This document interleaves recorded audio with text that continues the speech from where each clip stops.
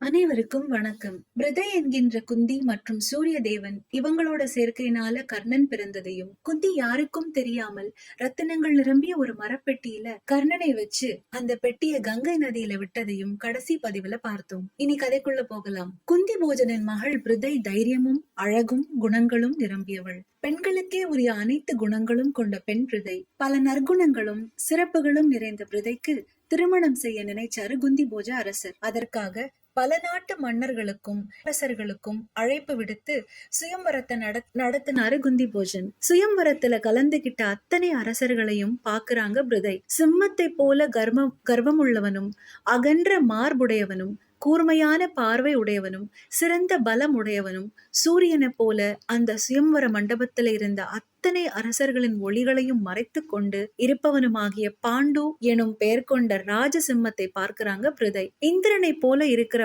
Bond மகாராஜாவை பார்த்த பிருதை மனம் கலங்கி காமத்தால் உடல் வாடி நாணத்தோடு பாண்டு மகாராஜாவின் கழுத்துல மாலையை அணிவிக்கிறாங்க. சுயம்வரத்துல கலந்து கொண்ட மற்ற அரசர்கள் எல்லோரும் ஏக்கத்தோடு யானைகளிலும் குதிரைகளிலும் ஏறி தம் நாட்டை நோக்கி போறாங்க. பிருதை பாண்டு மகாராஜாவை தேர்ந்தெடுத்த பிறகு குந்தி போஜன் இருவருக்கும் திருமணத்தை சிறப்பா நடத்தி முடிக்கிறாரு. அளவற்ற அழகு கொண்ட பாண்டு குந்தி போஜன் பெண்ணோடு இந்திராணியுடன் இந்திரன் சேர்ந்ததை போல சேர்ந்தார். குந்தி போஜன் பாண்டு மகாராஜாவுக்கு தன் பெண்ணோடு சேர்த்து பல வகையான மிகுதியான செல்வங்களை கொடுத்து ஹஸ்தினாபுரத்துக்கு அனுப்பி வைக்கிறாரு. பாண்டு மகாராஜா ஹஸ்தினாபுரம் வந்ததும் பிருதை என்கின்ற குந்தி பட்டத்து அரசியாக அறிவிக்கப்படுறாங்க. சில காலத்துக்கு பிறகு சிறந்த புத்தியுள்ள பீஷ்மர் பாண்டுவுக்கு மற்றும் ஒரு திருமணத்தை நடத்தலாம்னு யோசிக்கிறாரு. மற்றவர்கள் கிட்டையும் இது பத்தி கலந்து ஆலோசிக்கிறாரு. அதற்கு அப்புறம் பீஷ்மர் வயது முதிர்ந்த மந்திரிகளோடும் மகரிஷிகளோடும்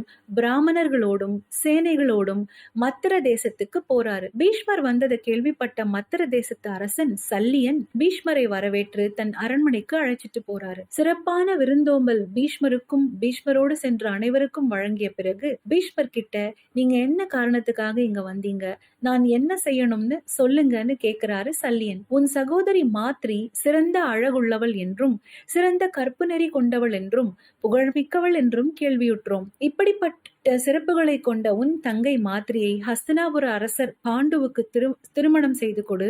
பெண் கேட்கவே உம்மிடம் வந்தோம். திருமண சம்பந்த விஷயத்தில் நாம் இருவரும் ஒருவருக்கொருவர் தகுதியுள்ளவர்கள் என்பதை நீ அறிவாய் அப்படின்னு பீஷ்மர் தாம் எதுக்காக வந்தோங்கிறத சல்லியன் கிட்ட சொல்லி முடிக்கிறாரு. அதை கேட்ட அரசர் சல்லியன் ரொம்பவே மகிழ்ச்சி அடைகிறாரு. உங்களை விட மேலான சம்பந்தி வேற யாரும் இல்ல. எனது தங்கையை மகாராஜா பாண்டுவுக்கு கொடுக்க எனக்கு பரிபூர்ண சம்மதம். ஆனா எங்களுடைய முன்னோர்கள் காலத்துல இருந்து இப்போ வரைக்கும் நாங்க திருமணத்துல ஒரு விஷயத்தை பின்பற்றுவோம். அது சரியோ தவறோ எங்களுடைய முன்னோர்கள் ஆரம்பிச்சு வச்ச வழக்கம் அது. அதுபடி நீங்க செஞ்சா இந்த திருமணத்தை நடத்த எனக்கு முழு சம்மதம்னு சல்லியன் சொல்ல, அது என்ன பழக்கம், நாங்க என்ன செய்யணும்னு பீஷ்மர் கேட்க, பணம் வாங்கி கொண்டு பெண்ணை கொடுக்கிறது தான் எங்களோட வழக்கம்னு சல்லியன் மறுமொழி சொல்றாரு.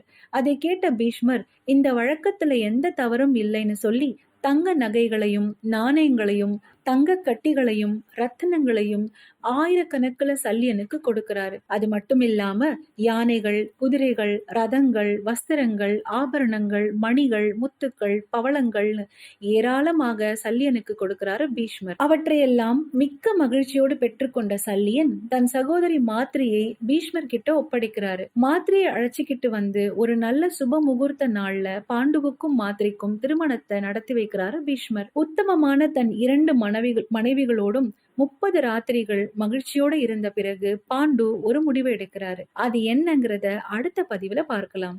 நன்றி, வணக்கம்.